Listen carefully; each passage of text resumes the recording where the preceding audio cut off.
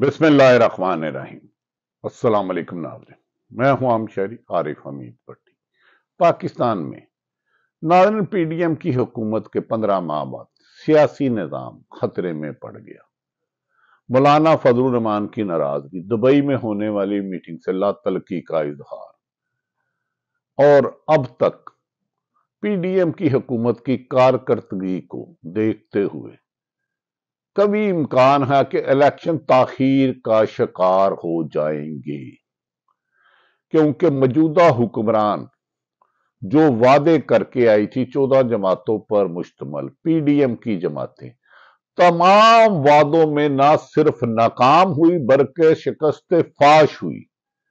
पाकिस्तानी अवाम का एतमाद तो पहले ही इन पर ना था। पाकिस्तान के अदारे और गैर मुल्की सफारतकार भी पाकिस्तान की कारकर्दगी पर सवाल उठाने लगे। आईएमएफ से ताखीर से मुआहदा करने के बावजूद भी पाकिस्तान में माशी मसाइल बढ़ने लगे, कारोबार बंद होने लगे। 15 माह में अदारों को नीचे दबाव में लाने के लिए जो हरबे इस्तेमाल किए जा रहे हैं, इससे जमहूरियत का मुस्तकबिल कोई ज्यादा रोशन नजर नहीं आता। इस सिलसिले में आला अदारों के अहम मीटिंग हुई और उन्होंने कहा पाकिस्तान की सियासी जमातें जो मुसलसल 15 साल से जमहूरियत का तसलसल बार बार कहते थे आमिर आ जाते हैं, इस दफा कोई आमिर नहीं आया। लेकिन जमहूरी लोग अवाम से किए हुए वादे और पार्टी मंशूर के बरक्स अपनी इक्तदार संभालते ही अपने ऊपर होने वाले अरबों खरबों के मुकदमा खत्म करवाने पर फोकस करते हैं। इस तरफ जब पीडीएम की हुकूमत आई थी 9 अप्रैल 2022 को, तो अरबों रुपए के मुबैना केस चल रहे थे, लेकिन इन्होंने आकर पाकिस्तान की माशी सूरत हाल को पटरी पर चढ़ाने की बजाय पाकिस्तान के फैसले, पाकिस्तान की सरजमीन के फैसले, पाकिस्तान के लोगों के मसले, पाकिस्तान की तालीम को हल करने के मसाइल, सेहत को हल करने, लोगों को रोजगार देने के लिए करप्शन के खात्मे की बजाय दुबई, लंदन और अमेरिका में फैसले शुरू कर दिए। इस दौरान गैर मुल्की ताकतों ने भी पाकिस्तान में अपने पंजे गाड़ दिए, जिससे पाकिस्तान रोज बरोज मुश्किलात में इजाफा होता जा रहा है। अब आईएमएफ से पैसे लेने के बाद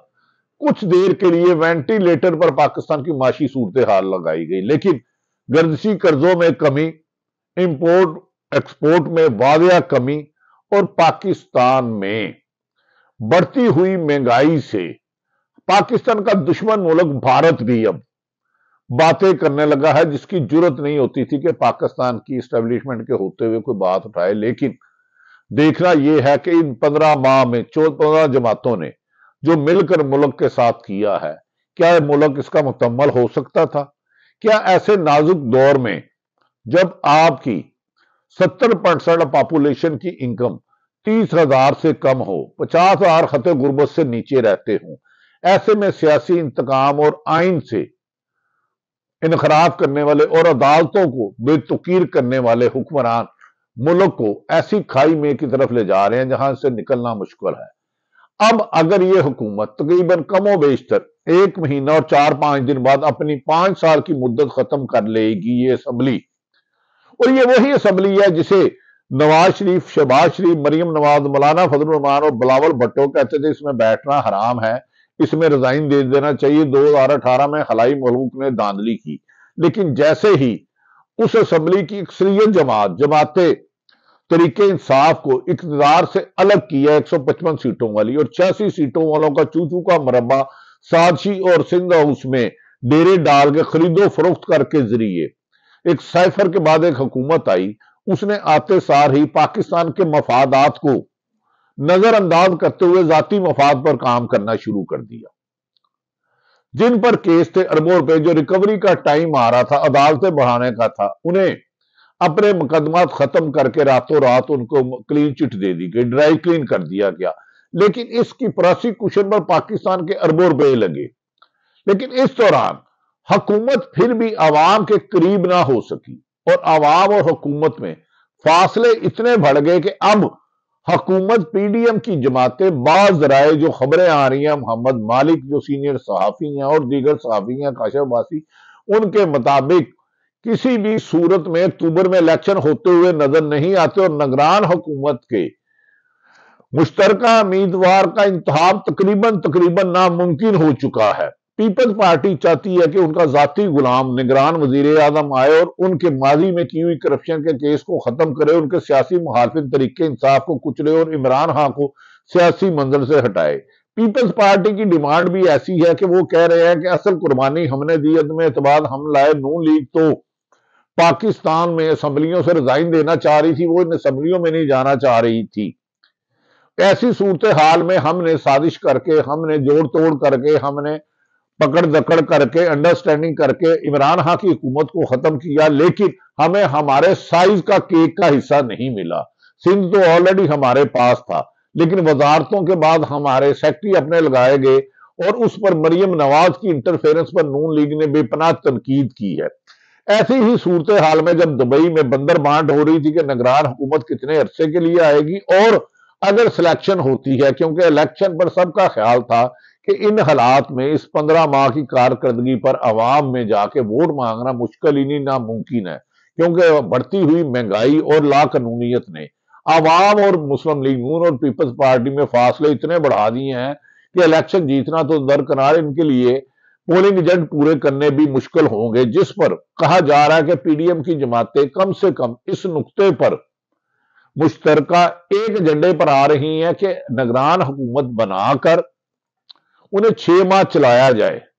اس دوران جو پاکستان کی مقبول ترین لیڈرشپ ہے، جس کی آدھی پارٹی کو توڑ دیا گیا ہے یا جیل میں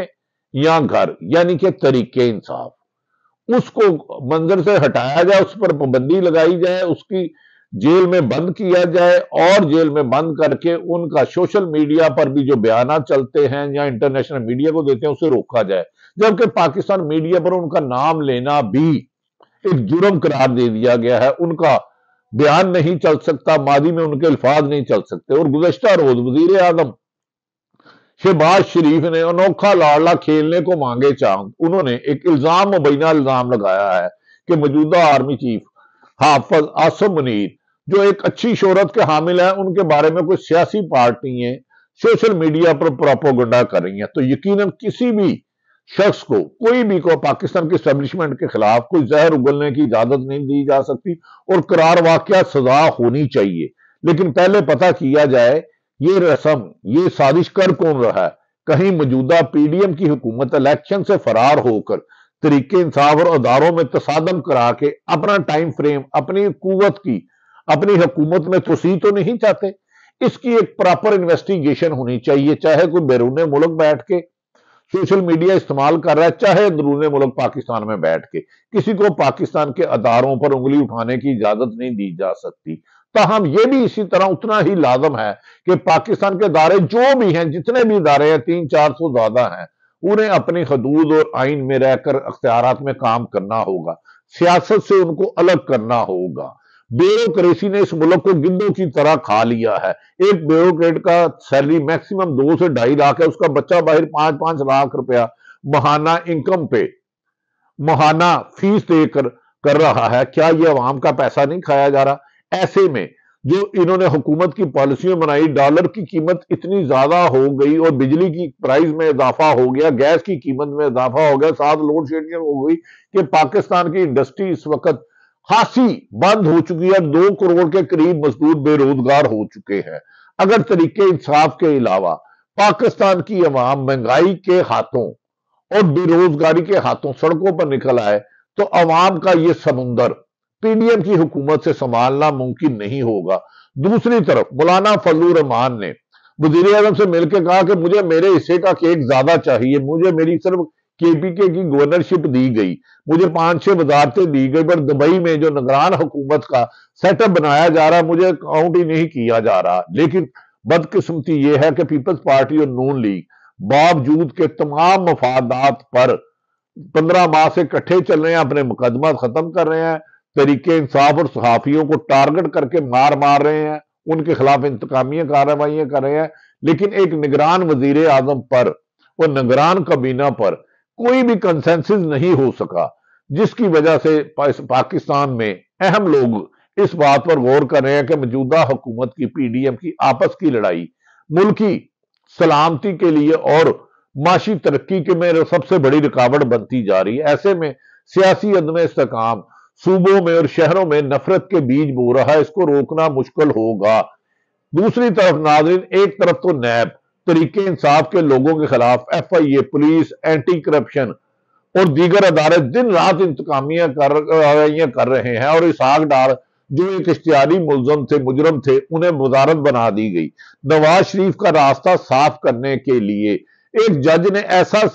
نیب کے جج نے فیصلہ کیا جس کی تاریخ میں مثال نہیں ملتی۔ وہ کہتے ہیں کہ ان پر اس وقت کی حکومت نے دباؤ ڈالا۔ دباؤ کس نے ڈالا اس کا نام نہیں لیا۔ لگتا ہے کہ ایک شخص کے لیے 22 کروڑ عوام کے حقوق کو پامال کرنے کی جو سازش کی جا رہی ہے وہ تکمیل کی طرف جاتی ہوئی نظر نہیں آ رہی۔ ایسے میں الیکشن کمیشن کے کردار کو بھی بہت مشکوک دیکھا جا رہا ہے، اور بعض لوگوں نے ملک کے اکانومی کے تاجر برادری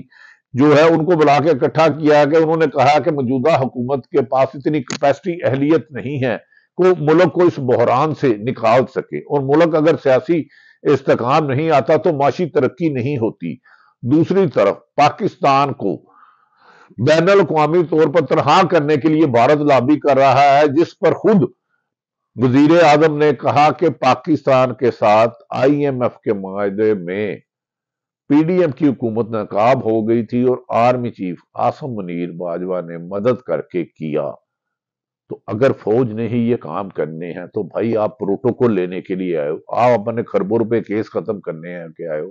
ایف آئی او کو سوشل میڈیا پر وہ بندہ جو موجودہ حکومت کی سیاہ کاریوں کی نشاندہی کر رہا ہے، جہاں خامی ہے، جہاں اسے غلط لگتا ہے، ان کے خلاف کریک ڈاؤن کر رہے ہیں۔ سوشل میڈیا یقیناً ایک بے لگام گھوڑا ہو چکا ہے، اس کے ایتھکس ہونے چاہیے، اس کی ایڈیٹوریل پالیسی بننی چاہیے، لیکن یہ کراس دی بورڈ بننی چاہیے۔ پہلے تو پتہ کرنا چاہیے جماعتوں نے جو میڈیا سیل بنائے ہیں وہ فیک اکاؤنٹ کیوں بناتے ہیں، دوسروں کی تذلیل، گالی گلوچ کیوں کرتے ہیں۔ پاکستان کے موجودہ حالات کا تقاضا ہے کہ اس کو آئین اور قانون کے مطابق چلایا جائے اور سیاسی راستے کی طرف چلایا جائے، اور ایسی حکومت لائی جائے کہ وہ ملک کو 1973 کے آئین کے مطابق چلائے، اور عدالتوں کو فٹ بال بنانے کی بجائے ان کے فیصلوں کو منومن عمل کیا جائے، اور پاکستان میں ہونے والی زیادتی، ناانصافی، جبر کو روکا نہ گیا